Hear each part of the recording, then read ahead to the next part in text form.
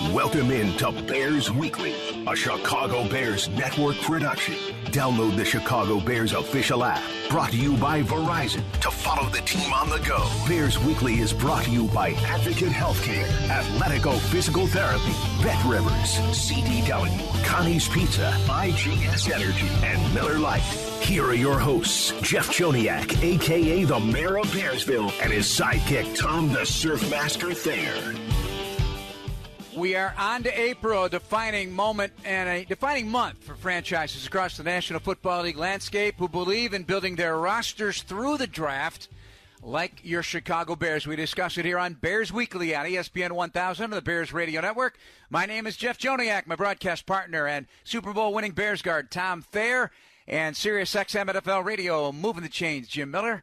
We are all together tonight, thanks to our producers, Jordan Tredup and Dan Burley from the Bears, Sean Graney in the ESPN 1000 studios, and the executive producer of the Bears Radio Network, Eric Ostrowski. Coming up at 6:40 here in moments, one of our good friends of the program and well-known Bears fan, Adam Rank, joins us live to discuss what is next for the Bears. Good evening, Tom. How you feeling? It's April. We've made it to April, Tom.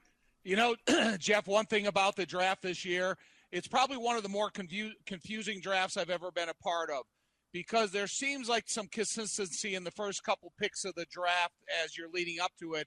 But this year, in the 2 through 10, there's so much uncertainty about trades, about players moving up, players moving down, players impressing at their pro days. So I don't think that we're really going to know what's going to happen in the draft until it starts on that Thursday evening. All right, Jim Miller, you are scouting this and digging deep right now.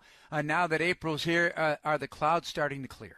Yeah, I think so. I think, there's a lot of buzz about the, quarterbacks. Will teams trade up? Obviously, Minnesota acquiring the second first-round pick, 23rd overall. Are they a team that's going to move up? And then you got teams right behind them, both Denver and the Las Vegas Raiders that certainly would move up, and that's going to push good players down the board.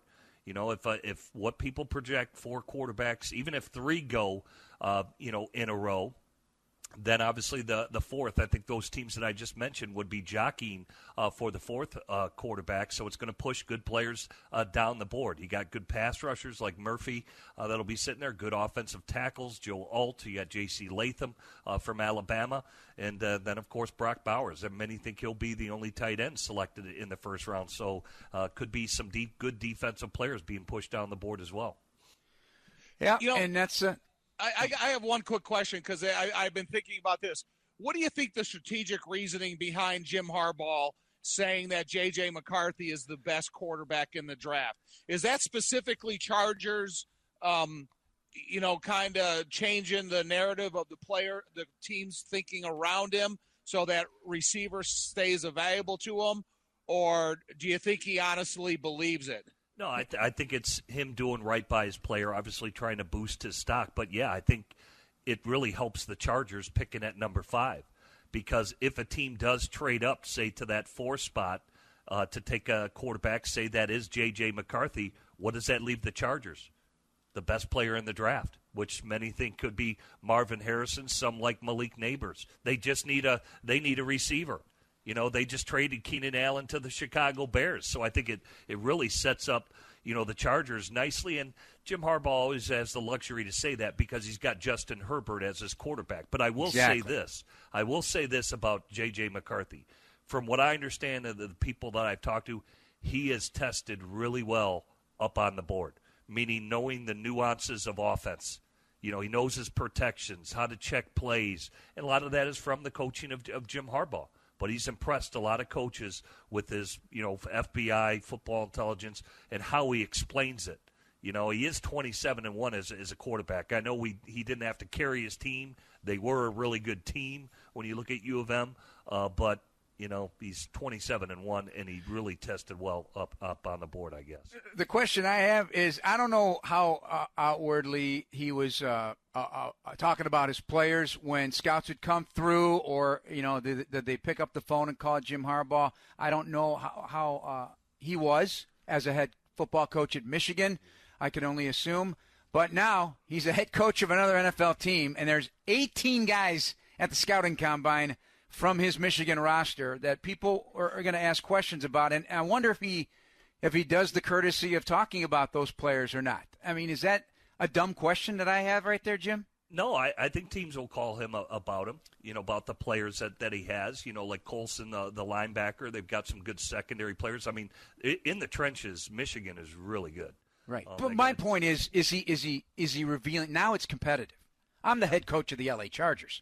Why am I going to? Well, I you know what I'm saying? I mean, maybe that's too cloak and dagger, but is he doing that? That's my question. Yeah, I think he is. Obviously, he's got a brother that's in the NFL. They have drafted a lot of Michigan players, Ben Mason being the most recent, and Ojabo, a pass rusher. But, yeah, now it's competitive, and does he want to reveal too much? I don't think he wants to do poorly by any of his players. Right. If they exactly. have the ability to position themselves to take a player who he likes out of Michigan, he's going to do that. But I don't think he's going to not help his players if a coach calls him, say, like his brother, and says, hey, we are really interested in the D tackle that you guys have. I think Jim will be open and honest like he is about everything. Bottom line is this. He kept a team together in U of M. All right? There was not one kid that transferred in the transfer portal. They made a pact as a team, and I credit Jim Harbaugh for keeping that team together to say, hey, guys, if we stick together, we'll come back and win a national championship. And that's exactly what they did. Not one player transferred out of Michigan. Yeah, and I do love that. I do love that indeed. All right, we got to take a break. Coming up next, we're joined by our good friend Adam Rank from NFL.com and NFL Network. Tom Thayer, Jeff Joniak. This is Bears Weekly with Jim Miller on ESPN 1000 of the Bears Radio Network. You're listening to Bears Weekly on the Bears Radio Network. This is Bears Weekly with the voice of the Bears for 23 years, Jeff Joniak, on the Bears Radio Network.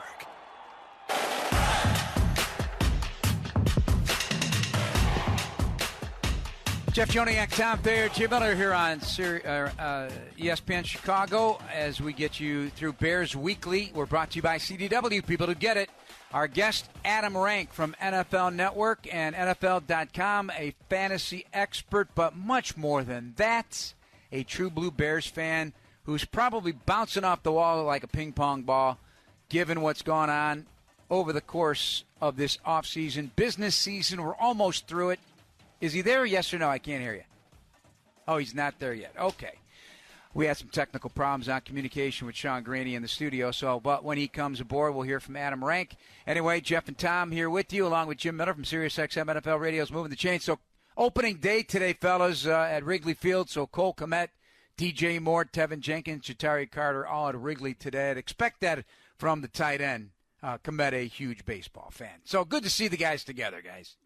Yeah, Sox had a game at home as well.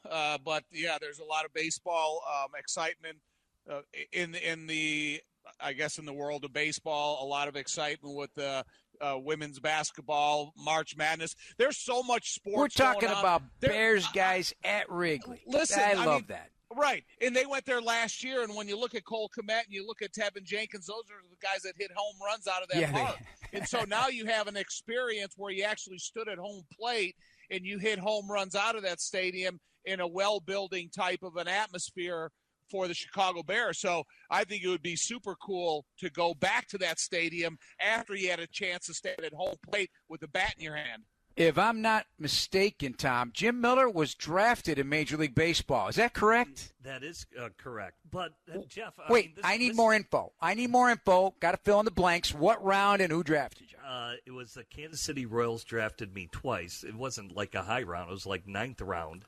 But they already knew I was going to play football. And, I could have potentially went higher if they knew I would have signed. But, yeah, they were in my house talking to my parents and ended up, obviously keeping my options open and wanted to go, basically find out a little bit more about what I was capable of doing in football. But, Jeff, it's tradition to go down to Wrigley. I mean, of course it is. Ty Halleck, the former fullback and tight end your buddy at the Bears, he would always organize, a little travel gig there. We went down there for opening day. It was always fun to do that and experience that.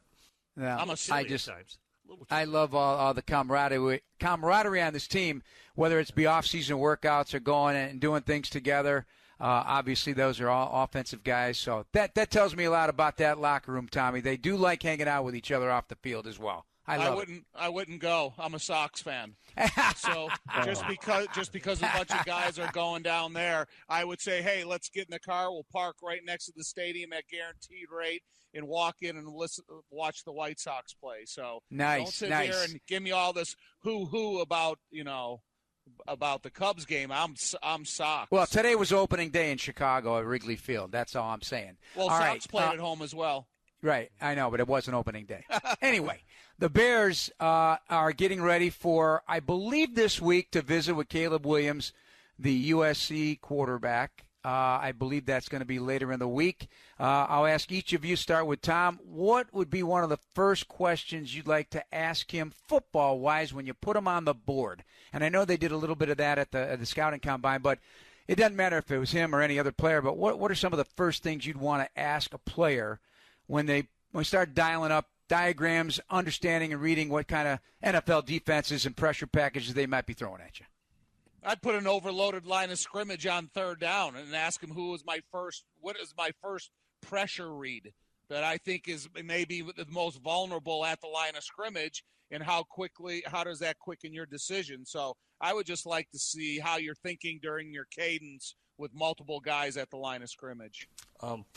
First off, for me, I want to know, does he want to play in Chicago, and do you want to be a Chicago Bear? That's the first question I'd like to ask him. Then, you're right. They did get with him at the board at his pro day. They were able to spend 3 days with him. But, yeah, I think you'll have an opportunity. The physical's probably going to take up a lot of it. I know he hasn't had – I think all he had was a hamstring out there at USC. But the physical's going to take up the majority of the time, believe it or not. And then if you do get him on the board, I wouldn't want to get him on the board because they've already done that. I'd want to go back and watch film with him. What happened in this Washington game when it's 28-28 and you have this crucial fumble and they take the lead right before halftime? What happened in this Notre Dame game when they brought the blitz and you threw an interception that led to really 3 turnovers in the game, and it was pretty much a turning point in the season for USC? And why are you trying to do too much? I think you can get to the heart of that, but first I want to know that he wants to play for Chicago. I want to know if signability is going to be an issue with this player as well. He's a talented young man. Nobody denies that. But does he want to be a Chicago Bear? All right, time to join Adam Rank. Adam Rank on X, the fantasy analyst for NFL Network and NFL.com, all things football, and a true Blue Bears fan. Adam, how you feeling? We haven't talked to you in a while. Hey, not much has been going on, my friend. It's good. No, I was sitting here. I was captivated. I was putting together my own mock draft for NFL.com, which will be released on Monday. I was watching this women's college basketball game. There's a lot of cool stuff going on, but I think the most important thing is the fact that the Bears have seemingly made the decision. Obviously, they're moving on from Justin Fields, but it looks like Caleb Williams is going to be the next quarterback of the Chicago Bears. I truly believe this. And this goes to everybody that I know at USC. I live in Southern California. I've got some connections there. Caleb Williams wants to play. It feels like he wants to play for Chicago. And if you judge by his social media, I think he's really leaned into it. You saw him conversing with Keenan Allen during the pro day. I think that question is answered. I think Caleb Williams does want to be here. And I think that, wanting to go back and look at some of the mistakes he made in some of those games, I think is fair. But I think that this is one of the best quarterback prospects I've seen in quite some time. Hey, Adam, so now you got all the pro days. You watch the combine. You looked at what everybody's been able to do. What's the most difficult choice for you if you're in the GM seat? Is it that first pick or is it the 9th pick? Because you're going to have to take a lot into consideration when you do go down to 9. No, it's very true. I think 1 is lock solid. It's Caleb Williams or bust, and that's fine with me.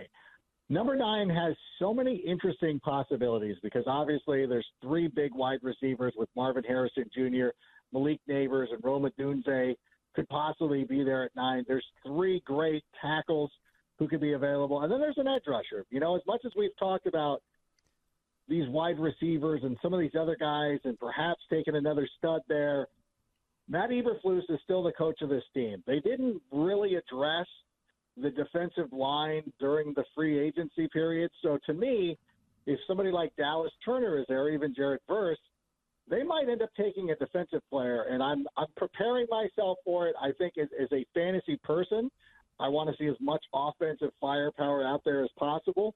but I know the reality of this and who's coaching this team, and I think there's a really good chance that they end up with one of the top edge rushers. Yeah, Dallas Turner definitely would be considered the top, and Jared, obviously, and it's not as deep as rushers, so that would be intriguing there. Well, as this process goes along, Adam, and thanks for joining us, like, just overall for Bears fans, what you've noticed the reaction of Bears fans through this whole situation with Justin being traded to Pittsburgh. I've described it at some point. It seemed like it was a civil war going on in Chicago. What should they do? Keep Justin, trade Justin, draft Caleb Williams, and just you as a Bears fan, what has this experience been like for you? No, it's very true. It's kind of like what Tom was talking about when I was coming in here, where, he didn't want to go to the Cubs game. He's a White Sox guy, and everybody firmly took a side on this one. Not since the days of the Chicago Cardinals playing on Racine Avenue has a city been so divided football-wise. It's one of the advantages we've had is like a united city behind the Chicago Bears, but it was clearly, as you described, a civil war. And for me, Justin Fields has been one of my favorite players. I love him. I know that, 10 years from now, I'm going to be reminiscing about how much I enjoyed having him on the Bears. And I wanted the Bears to build around him. I really do feel like, hey, you could have traded down, got multiple picks. But I understand what Ryan Poles is doing, and I understand the decision that he has to make, and I fully endorse that. Once that decision was made and it wasn't mine, you know what? It's one of those things where he's like, okay, I'm gonna follow along. It's like when you're a little kid, I would tell my father, let's go to Portillo's, and he would be like, no, we're not going there. Yeah, fine, we're going somewhere else. There's really not too much I can do at that point, and I'm not going to make it worse. So I feel like most people have now come to the point of like, okay, we're here. This is where we're going. This is going to be our quarterback. And I think that once he goes out there and starts winning games, as I anticipate him doing, that everybody's going to be on board. It's just a little troubled water still. There's still a couple of tantrums flaring up here and there, but that's to be expected. But at some point, everybody's going to be on board with this. Adam Rank from NFL.com and NFL Network joining us here on Bears Weekly with Tom Thayer, Jeff Joniak, and Jim Miller from SiriusXM NFL Radio's Moving the Chains. I saw that you did a whole thing on revenge games coming up in the NFL this season. Certainly don't know the dates yet, but we certainly know the matchups. A lot of them predictable in terms of a repeat of the Super Bowl and the championship games and stuff, but I didn't see a Bears game in there.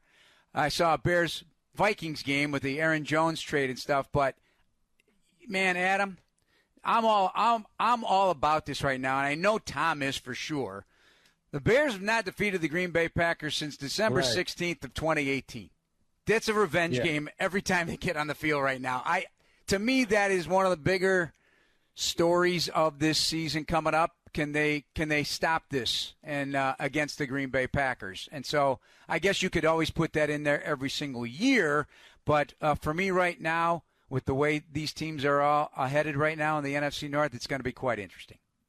Yeah, I feel like most people know how I feel personally, so I didn't need to put it in that piece. And at some point, the editors don't look at you. And, our main editor is actually a Bears fan as well. So we had talked about that. We'd rather make fun of Aaron Jones instead going to Minnesota, who I congratulated. At least he didn't have the indignity of having to play for the New York Jets like Favre did. But for the Bears, for this to really get back to being a rival, we got to start winning again. We got to start getting some of those W's. This is very one-sided. This is very much, a one-sided jobber match like Sami Zayn versus Roman Reigns. We're not getting wins off these guys. We need to make this a little bit more competitive. And that's one of the things that I've noticed, too. When you talk about the civil war between the Bears fans with the Justin Fields and Caleb Williams, have you noticed the tenor of the Packers fans? They do not want us to get Caleb Williams for a very, very, very good reason, because they're scared and they know how good he is. And this could be the tipping point. And I think that, when you look back at Justin Fields' time with the Bears, and I don't want to say that somebody's career came down to one game, but the way that Week 18 game played out, especially what Detroit did last year, you just looked at that and you're like, there's just no way. There's just no way it can't happen. You've got to end this you got to end this cycle. And I know that the Packers fans like to say that, our Super Bowl is beating the Packers. Which I don't think is necessarily the case, but it is the first step in getting back to the Super Bowl, is finally beating that team and moving forward. Look what Detroit did this year. They beat the Packers 2 years ago to end the season, and that set them on a course to where they're now the hunted team in the NFC North. The Bears need to get to that. So, yes, I did not put that in my piece, and I will, believe me, I will be talking about this nonstop. But, yes, I would love to finally see us get over on the Packers once again, and I think it's going to happen this year. Adam, early in this year, the Hall of Fame game, and you think about Devin Hester and Steve McMichael along with Julius Peppers all going in the Hall of Fame, and then the conversation of the rule changes recently made. How do you feel about Devin getting into the Hall of Fame? How do you feel about the rules changes and, the idea of the Hall of Fame game getting underway with the Bears being a part of it? No, I love it. I knew once that Devin and McMichael were put into the Hall of Fame, like, oh, cool. Like, I even started arranging my travel because I'm like, look, the Bears are going to be the automatic choice for the Hall of Fame game, as it should be. And I think that, to me, Devin Hester should have been a first ballot Hall of Famer. You have to win all three phases of the game. You hear coaches talk about this all the time. Win all three phases of the game. There was not a better return man than Devin Hester. He changed the way that the games were played. You think about quarterbacks taking a team to a Super Bowl. Like, a special teamer basically took a team to the Super Bowl back in 2006. And so for me, it was a long time coming. I had actually started resigning myself to be like, we might have to wait a long time. So I'm glad to see him get in. I'm glad to see Mongo McMichael get in.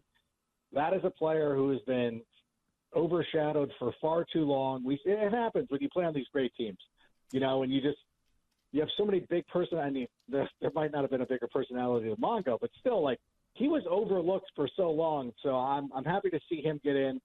And I guess Julius, I'm still not over Julius Peppers getting taken out by, was it John Kuhn?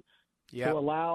to allow Randall Cobb to just float past Chris Conte. I'm still not over that. So I wasn't celebrating Julius Peppers as much, but still, 3 Bears are in the Hall of Fame. Well, ironically, you look at the lack of kick returns in the Super Bowl. Now the kick return is back in the game, and you're probably right about Devin Hester. Well, let me ask you about the division. I thought last year when obviously Rodgers was traded to the Jets, I have no idea why Minnesota didn't double down. Now Kirk Cousins, he is now an Atlanta Falcon, and they're looking for a new quarterback as well. And you mentioned Detroit, kind of the leaders in the clubhouse. I guess, how do you see the division? Because I do think the Bears have a better roster than Minnesota. They need to solve their quarterback position as well when you look up north to the Mini Horns.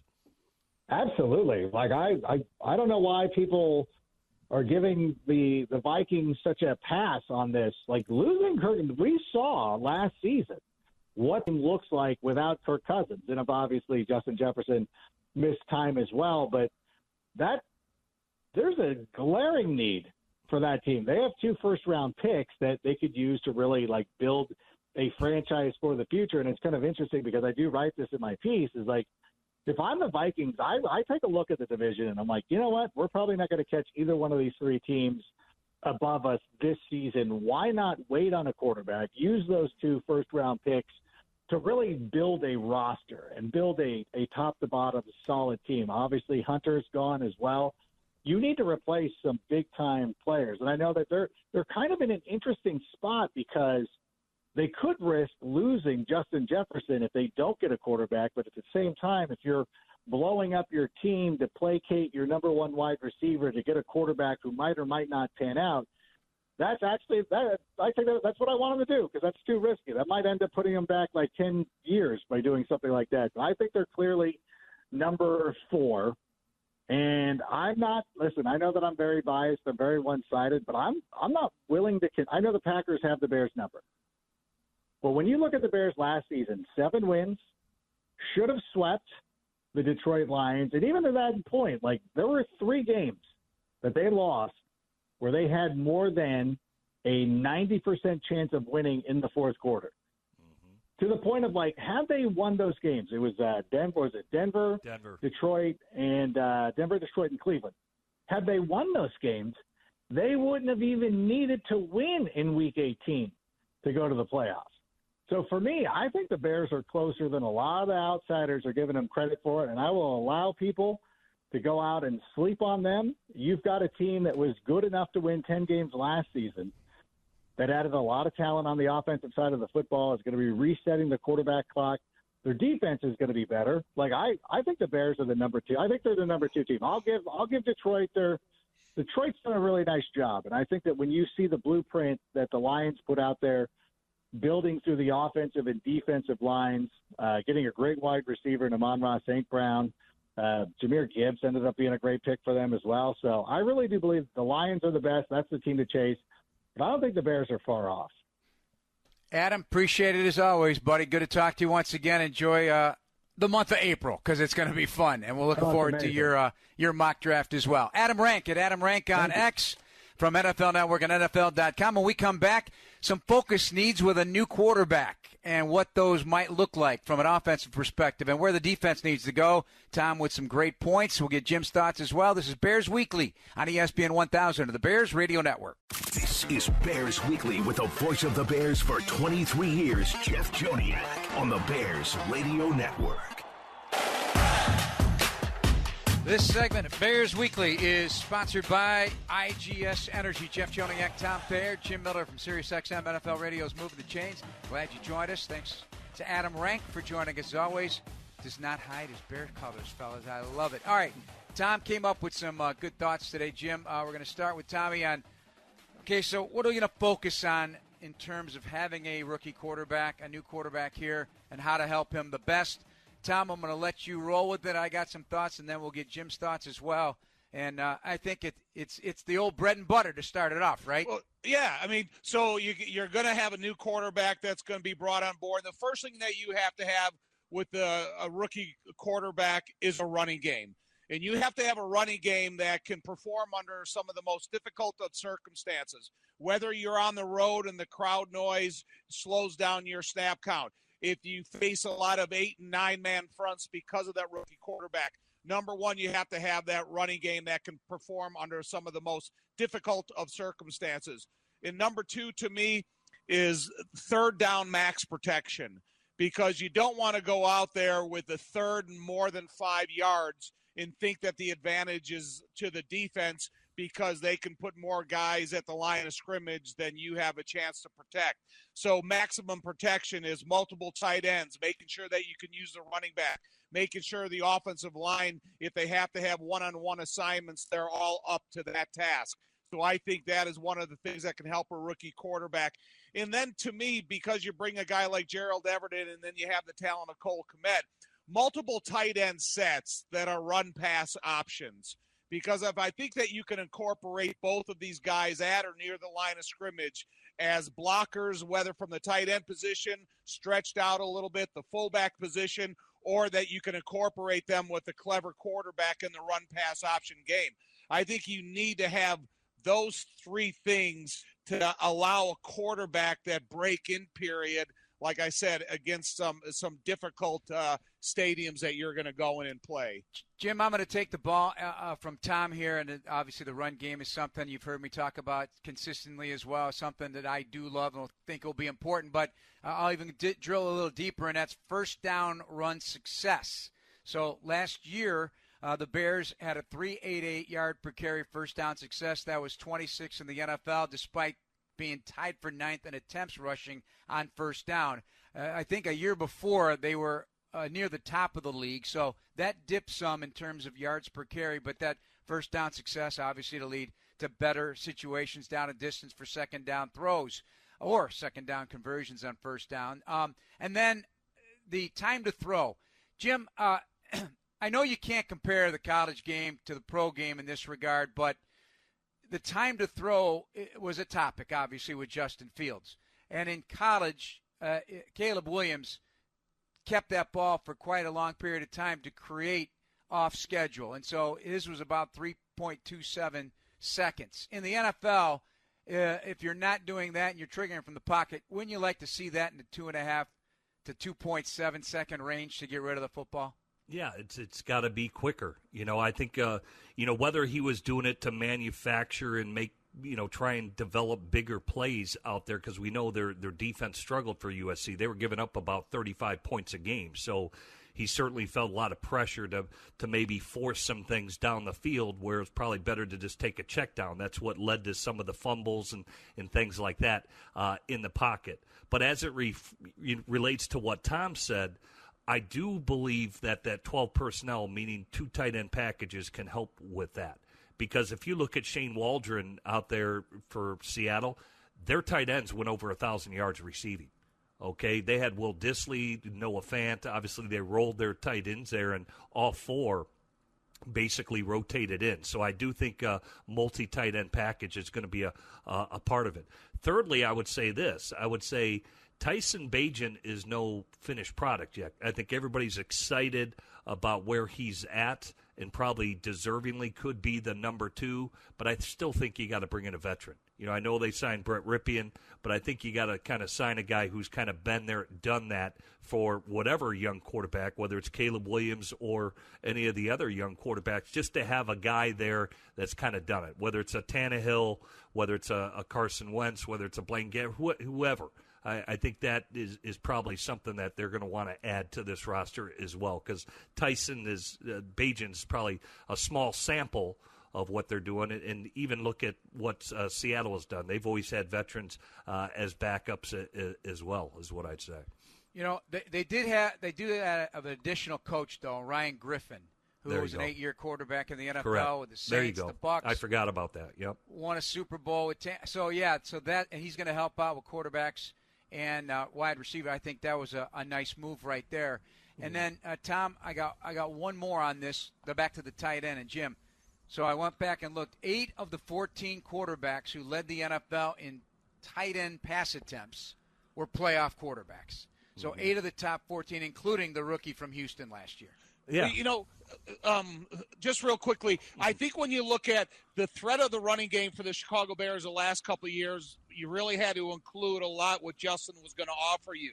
I think if you can add a tight end to the package and take a little bit of that run relief away from the quarterback, I think that's where you can make larger gains. Because to me, I would rather see Caleb run less and throw to the tight ends more than everybody saying, wow, I wonder how many yards Justin or the quarterback is going to contribute with his legs this week. And I think that could really allow the offense to advance going forward. Yeah, he says he doesn't want to run.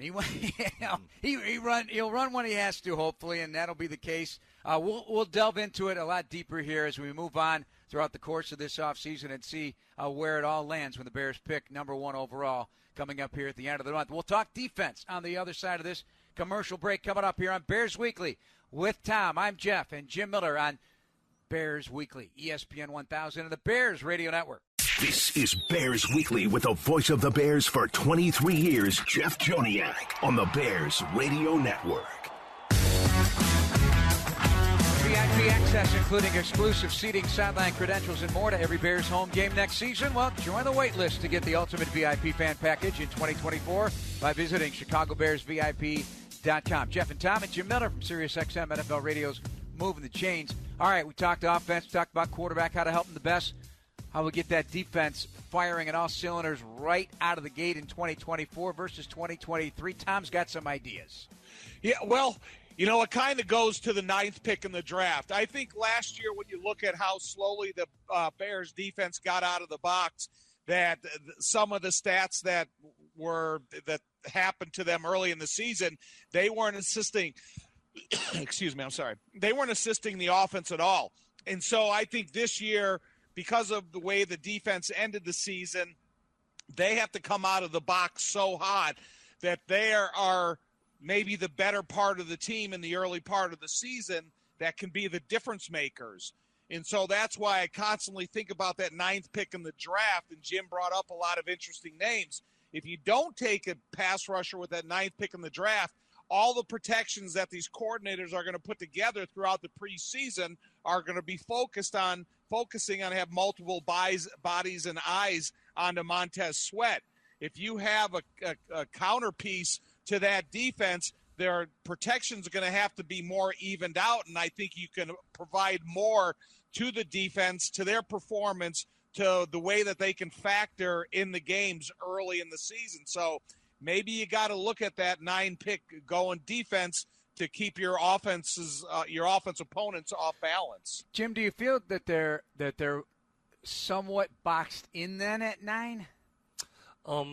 No, I don't think they're boxed in, because if 4 quarterbacks do go early, like I said, to me it's going to push good players down the board, from the 3 receivers to the 2 edge rushers, and then you certainly have the tackles that will be available as well. Or if they elect to trade out of number 9 to position themselves, say if they're looking more at the defensive tackle position, it's probably too high there for Johnny Newton. It's probably too high there for Byron Murphy out of Texas, where they could trade them down and put themselves in better position, say if they want a good 3 technique, because that's what those guys are at the end of the day. But I think with how it sits, I think they got a good shot at Dallas Turner, who is considered the best edge rusher in this draft. Or you still have, I know the Bears are going to host Rome Odunze. Because probably with Neighbors Pro Day, what he had, there's a debate whether he or Harrison goes first, but then Odunze is going to be right there, and it's probably right in the Bears' wheelhouse as well. It's just who they rate as the best player, I would assume at that point that they would take. Tom, I've been talking about the secondary. You've been talking about the secondary. Jim's been talking about the secondary. They really have a chance as a group to have star power. And I'm not – Kevin Byard's been that. He's a tremendous addition in terms of just that veteran presence back there. But we got young guys that arrows are all up across the board, including Jalen Johnson, who took the ball away last year in a big way. So how do we look at those expectations now? I think for Jalen Johnson, you have to raise the expectations, because for 2 years we heard him talking about how he needed to get paid and he needed to get respect and consideration of one of the better defensive backs in the league.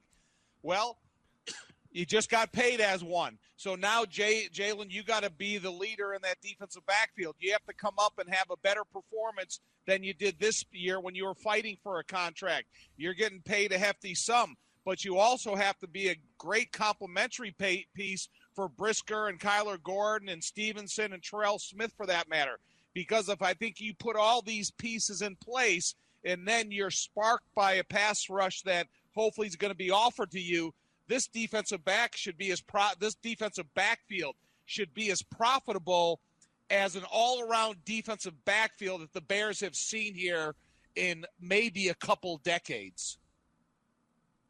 And Jim, they got to get that pass rush with that, marry it up, because when it did happen, they led the league. They led the league in takeaways. They led the league in interceptions. Yeah, it's a concert. They work hand in hand. The front 4 is going to help out the back 7.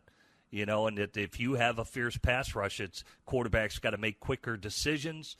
Defensive backs can then jump plays, reading the quarterback's eyes, anticipating what they're going to do, just because their time is diminished for their ability to throw the ball in the pocket. When you have all day back there to throw, it's easy to get completions and find the open guy. You've got to harass that timing up front. So I agree. In order for that secondary to really continue the direction they're going in, it's really about the guys up front on that front 4. And, Coach Eberflus will mix in blitzes too. I think we got linebackers who've got some blitz ability. It can threaten that. And I think Kyler Gordon is a good blitzer off the nickel position as well, along with Brisker when they bring strong safety blitz. But all those work together in order for the back end of the secondary to really thrive in getting turnovers. And the more I think about it, fellas, I can't get him out of my head, because he's got the length, he's got the size, he's got the youth. If he brings in the strength to a strong offseason, and I think we're all intrigued what's going to become of Javon Dexter Sr.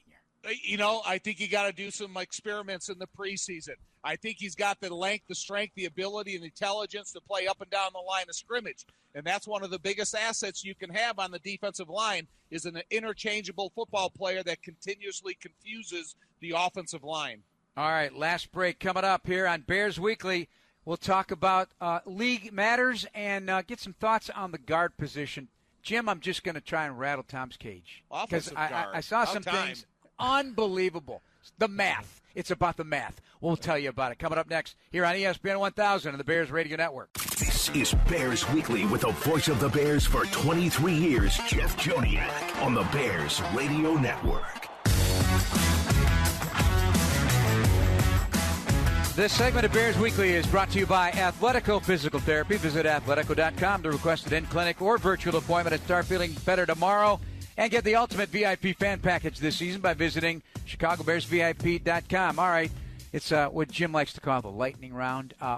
First of all, condolences to the family and the U of I family for the passing of one of the better corners in the NFL during his time.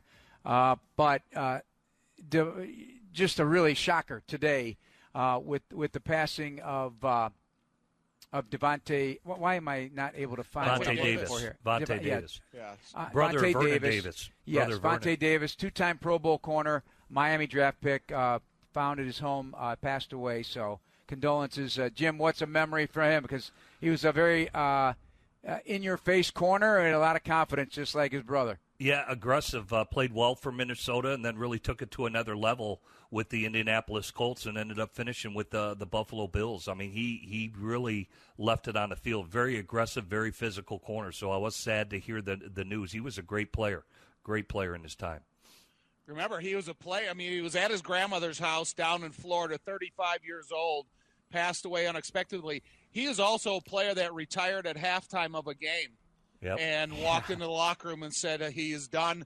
Super unfortunate that the way it's all went down, and too young of a man. It's just a sad story. Yep. All right. I mentioned guard, and we mentioned this last week, but there was some math today. Over the Cap is a website that does a really good job of analyzing everybody's cap situation. But they saw, Tom, the average value of offensive guard was by far the greatest increase, that's not even close of any position, but even down if you ranked the guards, whatever your opinion is, the guards 21 through 32, their salary went up 54.6%. 5 positions had a 10% or more decline. The center position went down 31.2% from last year. Left tackle down 28.5%, and so on and so forth. Well, wow, the guards are the story of this offseason. You got about 30 seconds. The guard of today is John Simpson, that offensive guard that he got his salary doubled because he was considered the greatest value at the position, second to Brock Purdy. But you're talking about a guard that made $1.01 million but was given a bonus of $970,000. Jim, if you had your offensive line now, you'd have to give extra money you got to give extra gifts to the guards. Clearly, they are the ones that are protecting the inside for you. Yeah, well, I mean, you got some smaller quarterbacks. I mean, look what Carolina just did with their offensive line. They signed big money to 2 guards that they brought in for the Carolina Panthers to shore it up because they've got a smaller quarterback who can't see over the offensive line. So much like Drew Brees when they invested in Jahari Evans, I think you're kind of seeing that unfold a little bit at the guard spot. You should have been played fun, baseball. Fellas. It's been fun, fellas, but we got to run. Thank you very much to everybody. Eric Ostrowski is the executive producer of the Bears Radio Network. Thanks to Dan Briley, Jordan Tredup, and Sean Graney, and Adam Rank, our guest tonight.